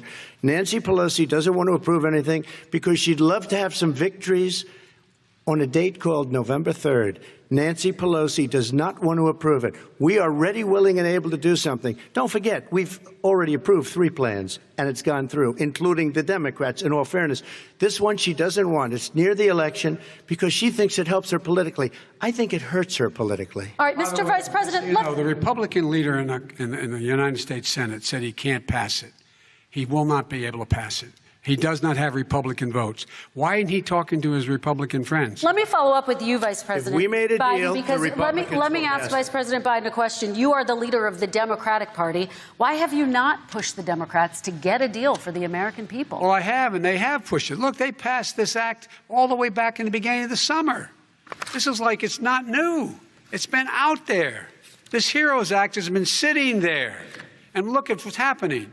When I was in charge of the Recovery Act with $800 billion, I was able to get $145 billion to local communities that have to balance their budgets and states that have to balance their budgets, so then have to fire firefighters, teachers, first responders, law enforcement officers, so they can keep their cities and counties running. He will not support that. They have not done a thing for them. And Mitch McConnell said, let them go bankrupt. Let them go bankrupt. Come on.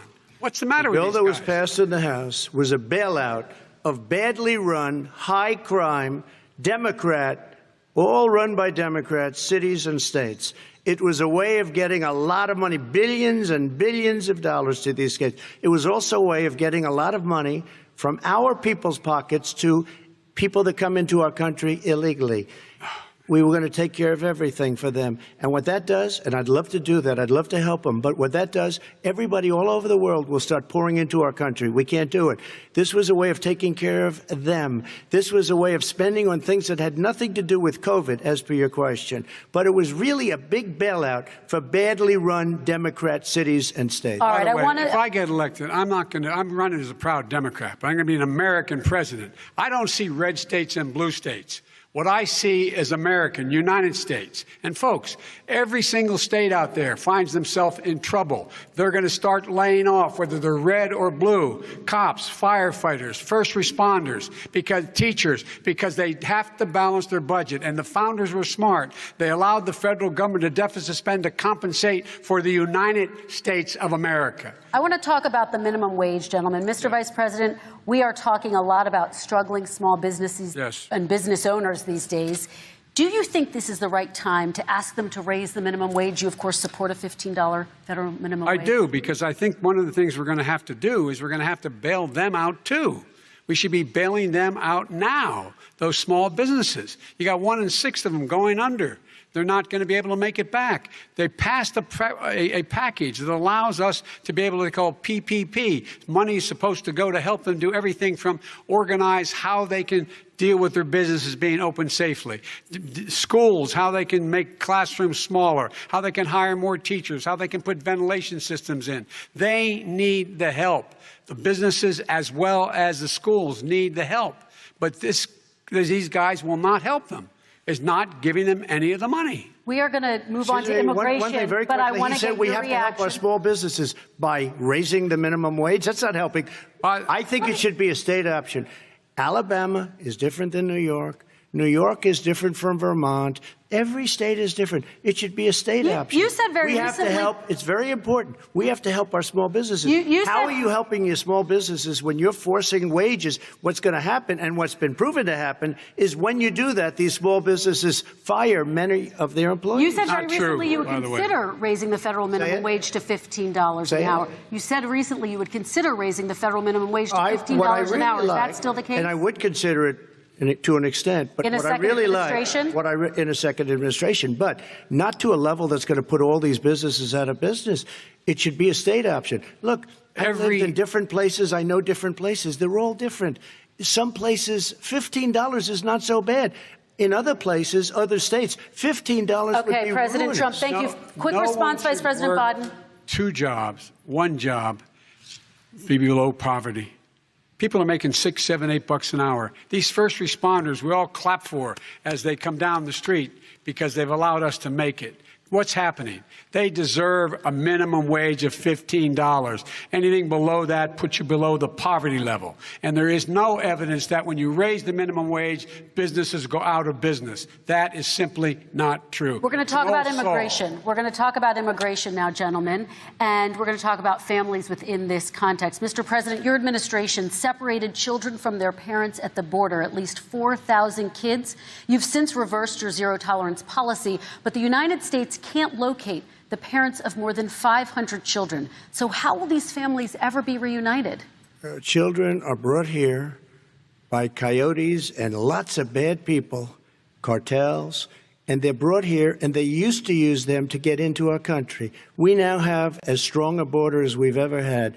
We're over 400 miles of brand new wall. You see the numbers, and we let people in, but they have to come in legally, and they come in through But merit. how will you reunite these kids with their families, Let me just tell you, Mr. President? they built cages. You know, they used to say, I built the cages, and then they had a picture in a certain newspaper, and it was a picture of these horrible cages, and they said, look at these cages. President Trump built them, and then it was determined they were built in 2014. That was him. Do you They have a built plan to cages. reunite the kids? Yes, with we're their working on families? it we're trying very hard. But a lot of these kids come out without the parents. They come over through cartels and through coyotes and through gangs. Vice President Biden, let me bring you into this 525 conversation. Quick response and then another question to you. These 500-plus kids came with parents. They separated them at the border to make it a disincentive to come to begin with. Real tough. We're really strong. And guess what? They cannot, it's not coyotes didn't bring them over. Their parents were with them. They got separated from their parents. And it makes us a laughing stock and violates every notion of who we are as a nation. Let me ask you a follow-up Kristen, question. they did it. We changed the policy. Your response they to that? They did it. We changed. did not They built the separate cages. the Who built the cages, Joe? Let's talk about what Who we're built the talking about. cages, Let's Joe? talk about what we're talking about. What happened? Parents were ripped, their kids were ripped from their arms and separated. And now they cannot find over 500 of sets of those parents, and those kids are alone. Nowhere to go. Nowhere to go. It's criminal. It's criminal. Let me ask Kristen, you I about will say this. immigration. They went 10 down. seconds, We and brought then I need to ask reporters, you. everything. They are so well taken care of. They're in facilities that were so clean. But some and of them gotten haven't been such reunited But with their just ask families. one question.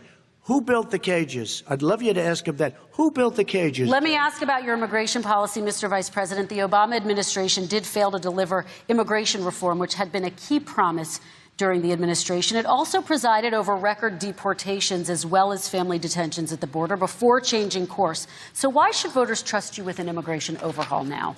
Because we made a mistake. It took too long to get it right. It took too long to get it right. I'll be president of the United States, not vice president of the United States. And the fact is, I've made it very clear. Within 100 days, I'm going to send to the United States Congress a pathway to citizenship for over 11 million undocumented people. And all of those so-called dreamers, those DACA kids, they're going to be immediately certified again to be able to stay in this country and put on a path to citizenship. The idea that they are being sent home by this guy, and they want to do that, is they've gone to a country they've never seen before. I can imagine you're 5 years old, your parents are taking you across the Rio Grande River, and it's illegal. And you say, oh, no, Mom, leave me here. I'm not going to go with you. They've been here. Many of them are model citizens. Over 20,000 of them are first responders out there taking care of people during this crisis. We owe them. We owe them.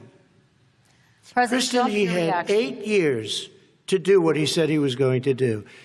And I've changed without having a specific.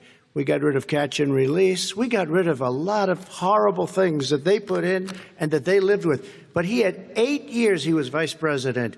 He did nothing except build cages to keep children in. Vice President Biden, your response. The catch and release, you know what he's talking about there? If, in fact, you had a family came across and they were arrested, they, in fact, were given a date to show up for their hearing. They were released. And guess what? They showed up for a hearing. And this is the first president in the history of the United States of America that anybody seeking asylum has to do it in another country. That's never happened before in America. That's never happened before in America. You come to the United States and you make your case that I seek asylum based on the following premise, why I deserve it under American law. They're sitting in squalor on the other side of the river. President Trump, your response, So 30 important. seconds, and then we'll move on. It just shows that he has no understanding of immigration or the laws. Catch and release is a disaster. A murderer would come in, a rapist would come in, a very bad person would come in. We would take their name. We have to release them into our country. And then you say they come back. Less than 1% of the people come back. We have to send ICE out and Border Patrol out to find them, we would say, come back in 2 years, 3 years, we're going to give you a court case. You need Perry Mason. We're going to give you a court case. When you say they come back, they don't come back, Joe. They never come back. Only the really, I hate to say this, but those with the lowest IQ, they might come back. Okay, President Trump, let's give Vice President Biden a chance to respond, and then we're going to move on to the next section. You don't know the law, Joe. Vice President Biden, your response. Know the law. What he's telling you is simply not true. Well, check it out. They don't come back. Check it out. All right, let's move on. But we don't have to worry about it because they terminated it, so we don't have to worry about it. Let's move on to the next And you have section. 525 kids not knowing where in God's name they're going to be and lost their parents. Go ahead. All right. Let's talk about our next section, which is race in America. And I want to talk about the way Black and brown Americans experience race in this country. Part of that experience is something called the talk. It happens regardless of class and income. Parents who feel they have no choice but to prepare their children for the chance that they could be targeted, including by the police, for no reason other than the color of their skin. Mr. Vice President, in the next 2 minutes, I want you to speak directly to these families. Do you understand why these parents fear for their children? I do. I do. You know, my daughter is a social worker, and she's written a lot about this. She has a graduate degree from the University of Pennsylvania in social work. And, you know, one of the reasons why I ended up working on the east side of Wilmington, Delaware, which is 90% African American, was to learn more about what was going on. I never had to tell my daughter, if she's pulled over, make sure she puts, for a traffic stop, put both hands on top of the wheel and don't reach for the glove box because someone may shoot you. But a black parent, no matter how wealthy or how poor they are, has to teach their child, when you're walking down the street, don't have a hoodie on when you go across the street.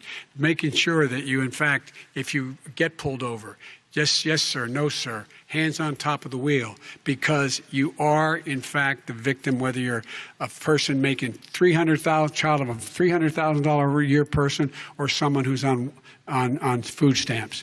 The fact of the matter is there is institutional racism in America. And we have always said, we've never lived up to it, that we hold these truths to be self-evident. All men and women are created equal. Well, guess what? We have never, ever lived up to it, but we've always constantly been moving the needle further and further to inclusion, not exclusion. This is the first president to come along and says, that's the end of that. We're not going to do that anymore. We have to provide for economic opportunity, better education, better health care, better access to schooling, better access to opportunity to borrow money to start businesses. All the things we can do, and I've laid out a clear plan as to how to do those things, just to give people a shot. It's about accumulating the ability to have wealth as well as it is to be free from violence. President Trump, same question to you, and let me remind you of the question. I would like you to speak directly to these families. Do you understand why these parents fear for their children? Yes, I do. And again, he's been in government 47 years. He never did a thing except in 1994 when he did such harm to the black community. And they were called, and he called them super predators. And he said that. He said it, super predators. And they have never lived that down. 1994, your crime bill, the super predators.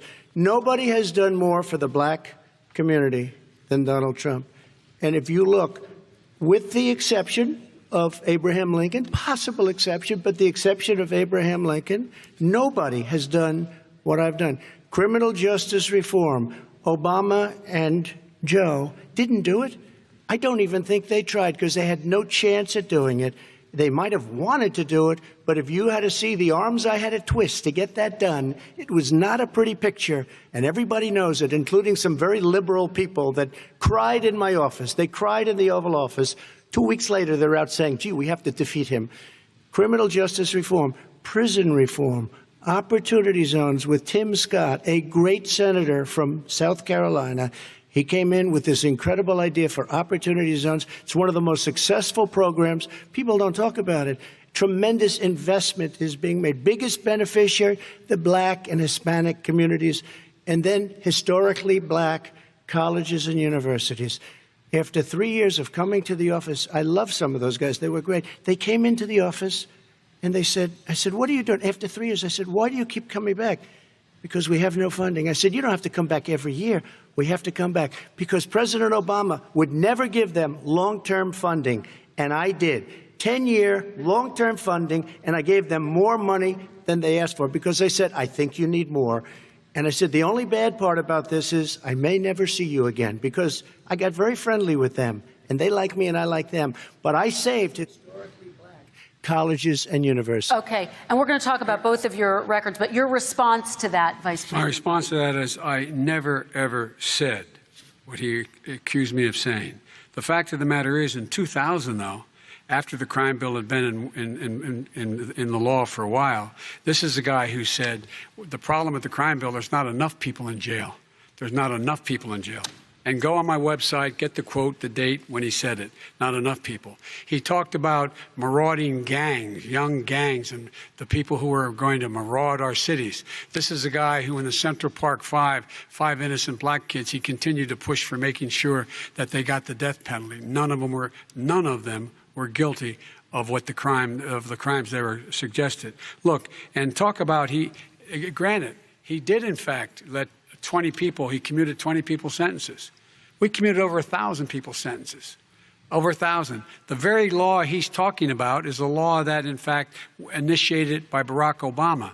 And secondly, we're in a situation here where the federal prison system was reduced by 38,000 people under our administration. And one of these things we should be doing, there should be no minimum mandatories in the law. That's why I'm offering $20 billion to states to change their state laws to eliminate minimum mandatories and set up drug courts. No one should be going to jail because they have a drug problem. They should be going to rehabilitation, not to jail. We should fundamentally change the system, and that's what I'm going to do. But why didn't he do it 4 years ago? Why didn't you do that 4 years ago, even less than that? Why didn't you do it? You were vice president. You keep talking about all these things you're going to do and you're going to do this. But you were there just a short time ago, and you guys did nothing. We did. You know, Joe, I ran because of you. I ran because of Barack Obama, because you did a poor job. If I thought you did a good job, I would have never run. I would have never run. I ran because of you. I'm looking at you now. You're a politician. I ran because of you. All right, Vice President Biden, your response to that, and then I do have some questions for both of you. Well, I tell you what, I hope he does look at me, because what's happening here is, you know who I am. You know who he is. You know his character. You know my character. You know our reputations for honor and telling the truth. I am anxious to have this race. I am anxious to see this take place. The character of the country is on the ballot. Our character is on the ballot. Look at us closely. Let me ask some follow-up. Excuse me. Please respond, and then we're going to have follow-up. If this stuff is true about Russia, Ukraine, China, other countries, Iraq, if this is true, then he's a corrupt politician. All right. So don't give me the stuff about how you're this innocent baby. Joe, they're calling you a corrupt politician. Nobody's President Trump, I want to stay on the issue of race. We're talking about the issue. Laptop from hell. President Trump, we're talking about race right now, and I do want to stay on the issue of race. President Trump, I have to respond to that. Please, because look, very quickly. There are 50 former national intelligence folks who said that what he's accusing me of is a Russian plant. They have said that this has all the five former heads of the CIA, both parties, say what he's saying is a bunch of garbage. Nobody believes it except his and his good friend Rudy Giuliani. You mean the laptop is now another Russia hoax? That's exactly what. Is this where you're going? This is where he's going. The laptop is Russia. Gentlemen, I want to stay on the issue of race. You have to be kidding. Here we go again with Russia.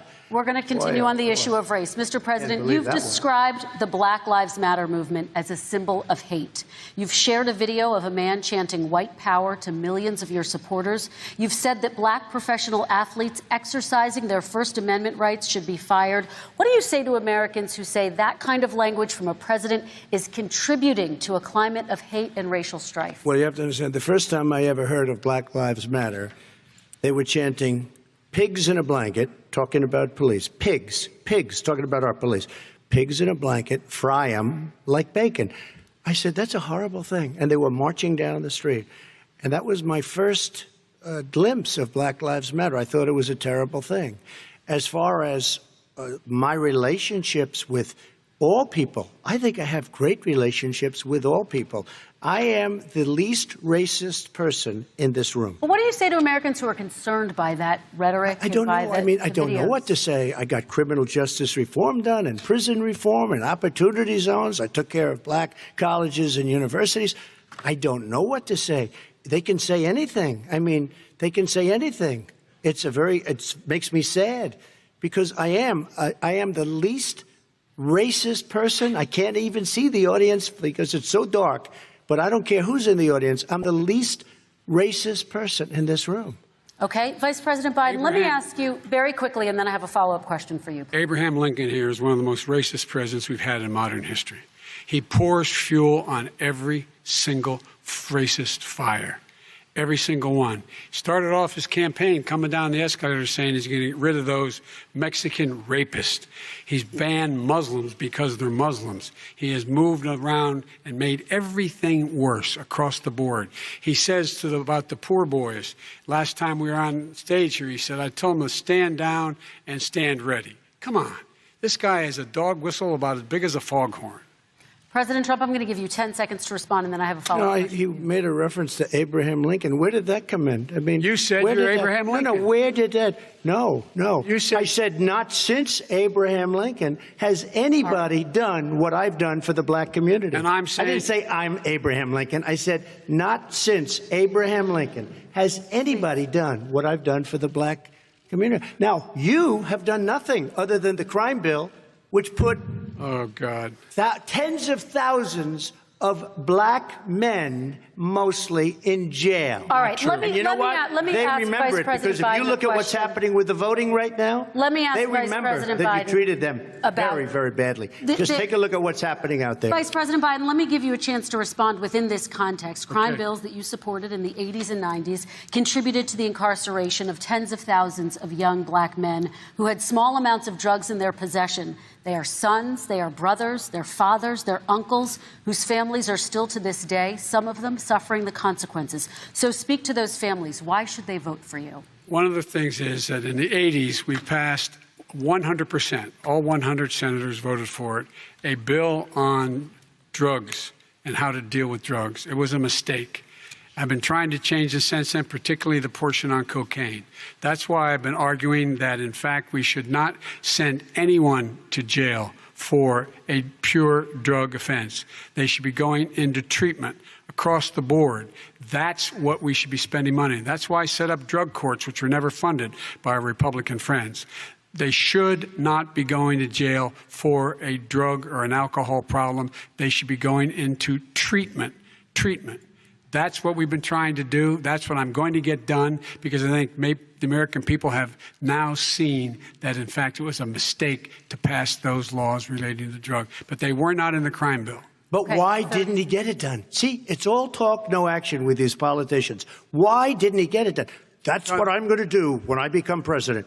You were vice president, along with Obama as your president, your leader, for 8 years. Why didn't you get it done? You had 8 years to get it done. Now you're saying you're going to get it done because you're all talk and no action, Jim. We got a lot of it done. We released 38,000. We got 38,000 prisoners left from the. You got nothing done. 38,000 prisoners were released from federal prison. There were over 1,000 people who were given clemency.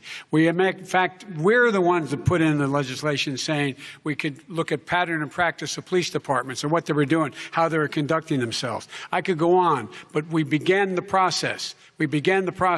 We lost an election. That's why I'm running to win back that election and change his terrible policy. I just asked one question. Why didn't you do it in the 8 years, a short time ago? Why didn't you do it? You just said, I'm going to do that. I'm going to do this.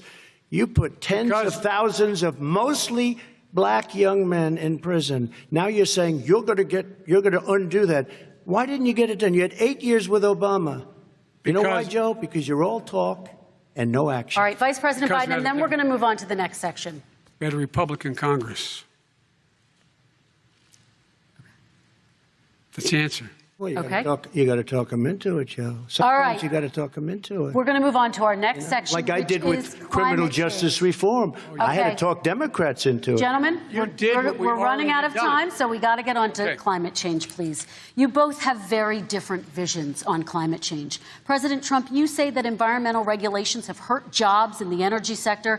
Vice President Biden, you have said you see addressing climate change as an opportunity to create new jobs. For each of you, how would you both combat climate change and support job growth at the same time? Starting with you, President Trump, you have 2 minutes uninterrupted.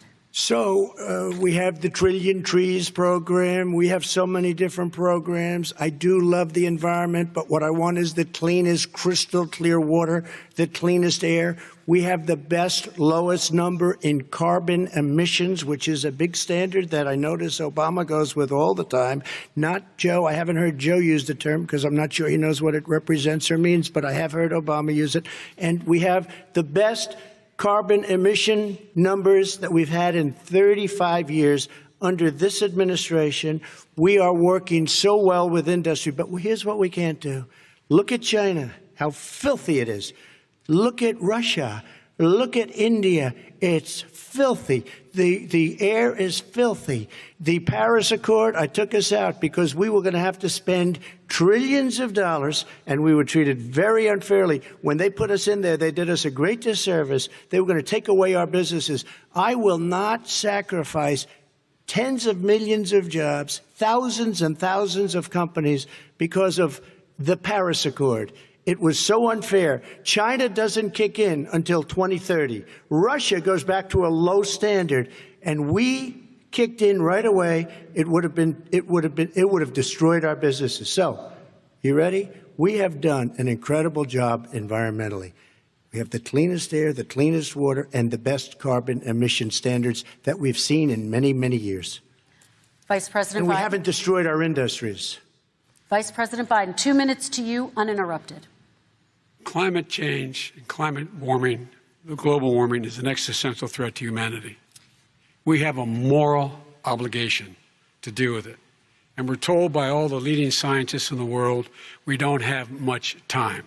We're going to pass the point of no return within the next 8 to 10 years.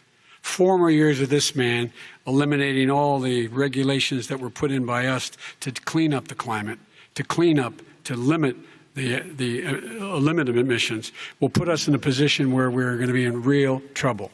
Here's where we have a great opportunity. I was able to get both all the environmental organizations as well as labor, the people worried about jobs, to support my climate plan. Because what it does, it will create millions of new good-paying jobs. We're going to invest in, for example, 50,000 charging stations on our highways so that we can own the electric car market of the future. In the meantime, China is doing that. We're going to be in a position where we're going to see to it that we're going to take 4 million existing buildings and 2 million existing homes and retrofit them so they don't leak as much energy, saving hundreds of millions of barrels of oil in the process and creating significant number of jobs. And by the way, the whole idea of what this is all going to do, it's going to create millions of jobs, and it's going to clean the environment. Our health and our jobs are at stake. That's what's happening. And what right now, by the way, Wall Street firms indicated that my plan will in fact create 18.6 million jobs, 7 million more than his. This is from Wall Street. And I'll create $1 trillion more in economic growth than his proposal does. Not on climate, just on the economy.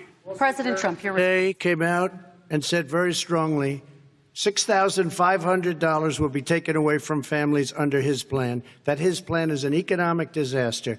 If you look at what he wants to do, if you look at his plan, his environmental plan, you know who developed it? AOC plus 3. They know nothing about the climate. I mean, she's got a good line of stuff, but she knows nothing about the climate. And they're all hopping through hoops for AOC plus 3. Look, their real plan cost $100 trillion. If we had the best year in the history of our country for 100 years, we would not even come close to a number like that. When he says buildings, they want to take buildings down because they want to make bigger windows into smaller windows. As far as they're concerned, if you had no window, it would be a lovely thing. This is the craziest plan that anybody has ever seen. And this wasn't done by smart people. This wasn't done by anybody. Frankly, I don't even know how it can be good politically. Right. They want to spend $100 trillion. That's their real number. He's trying to say it was 6. It's $100 trillion. They want to knock down buildings and build new buildings with little, tiny, small windows. I mean, and many other things. Okay. And many other things. Let me have the Vice President respond, and we're running out of time, and we have a lot more questions to get to. So let's hear from the Vice President. I have a number more questions. I don't know where he comes from. I don't know where he comes up with these numbers. Queens. $100 trillion. Give me a break. This plan was, plan endorsed by every major environmental group and every labor group. Labor, because they know the future lies. The future lies in us being able to breathe, and they know there are good jobs in getting us there. And by the way, the fastest growing industry in America is solar energy and wind. He thinks wind causes cancer, windmills. It's the fastest growing jobs, and they pay good prevailing wages, $45, $50 an hour. We can grow and we can be cleaner if we go the route I'm proposing. President Trump, please respond, and then I have some follow-ups. We are energy independent for the first time. We don't need all of these countries that we had to fight war over because we needed their energy. We are energy independent. I know more about wind than you do. It's extremely expensive, kills all the birds, it's very intermittent, it's got a lot of problems, and they happen to make the windmills in both Germany and China. And the fumes coming up, if you're a believer in carbon emission, the fumes coming up to make these massive windmills is more than anything that we're talking about with natural gas, which is very clean. One other thing. Find me a scientist solar. that said that. I love solar, but solar doesn't quite have it yet. It's not powerful yet to really run our big, beautiful factories that we need to compete with the world. So false. It's all a pipe dream. But you know what we'll do? We're going to have the greatest economy in the world. But if you want to kill the economy, get rid of your oil industry. You want, and what about fracking? All right, let me allow Vice President Biden to respond. I never said I oppose fracking. You said it on tape. I did. Show the tape. Put it on your website. I'll put it on. Put it on the website. The fact of the matter is he's flat lying. Would you rule out banning fracking? I do rule out banning fracking because the answer, we need other industries to transition to get to ultimately a complete zero emissions by 2025. What I will do with fracking over time is make sure that we can capture the emissions from the fracking, capture the emissions from gas. We can do that, and we can do that by investing money in doing it. But it's a transition to that. I have one more question in this pod, and then He was against fracking. He said it. I will show that to you tomorrow. I am against fracking. Until he got the nomination, went to Pennsylvania, then he said, but you know what, Pennsylvania? He'll be against it very soon because his party is totally against it. Fracking on federal land, I said. No fracking or oil on federal land. Let me ask this final question in this section, and then I want to move on to our final section. President Trump, people of color are much more likely to live near oil refineries and chemical plants. In Texas, there are families who worry the plants near them are making them sick. Your administration has rolled back regulations on these kinds of facilities. Why should these families give you another 4 years in office? The families that we're talking about are employed heavily, and they're making a lot of money, more money than they've ever made. If you look at the kind of numbers that we produce for Hispanic, for Black, for Asian, it's 9 times greater, the percentage gain, than it was in 3 years, than it was under 8 years of the 2 of them, to put it nicely. 9 times more. Now, somebody lives, I have not heard the numbers or the statistics that you're saying, but they're making a tremendous amount of money economically. We saved it, and I saved it again a number of months ago when oil was crashing because of the pandemic. We saved it. We got, say what you want about relationship, we got Saudi Arabia, Mexico, and Russia to cut back, way back. We saved our oil industry, and now it's very vibrant again. All And right. everybody has very inexpensive gasoline. Remember Vice that. President Biden, your response, and then we're going to have a final question for both of you. My response is that those people live on what they call fence lines. He doesn't understand this. They live near chemical plants that, in fact, pollute, chemical plants and oil plants and refineries that pollute. I used to live near that when I was growing up in Claymont, Delaware. And all the more oil refineries in Marcus Hook and the Delaware River than there is any place, including in Houston at the time. When my mom get in the car and when there was first frost to drive me to school, turning the windshield wiper, there'd be oil slick in the window. That's why so many people in my state were dying and getting cancer. The fact is, those frontline communities, it doesn't matter what you're paying them, it matters how you keep them safe. What do? And you impose restrictions on the pollutions the pollutants coming out of those fence line communities. Okay, I have one final Would he question. close down the oil industry? It falls. Would you close down the oil By industry? the way, I would transition from the oil industry, yes. Oh, I will that's transition. a big statement. It is a big statement. That's a big because statement. I would stop. Why would you do that? Because the oil industry pollutes significantly. I see. Here's the deal. But That's you a can't big do statement. that. Well, if you let me finish the statement, because it has to be replaced by renewable energy over time. And I'd stop giving to the oil industry, I'd stop giving them federal subsidies. He won't give federal subsidies to the gas, to solar and wind. Yeah. Why are we giving it to oil industry? We actually do give All it right. to solar and wind. We And have that's one maybe the final biggest question. statement in terms of business. That's the biggest statement. Okay. Because We have basically one what he's final saying question, is he is Mr. going to President. destroy the oil industry. Will you remember that, Texas? Will you Okay. remember that, Pennsylvania, Oklahoma? Vice President Biden, let me give you 10 seconds to respond, and then Ohio. I have to get to the final question. Vice President Biden. He takes everything out of context. But the point is, look, we have to move toward a net zero emissions.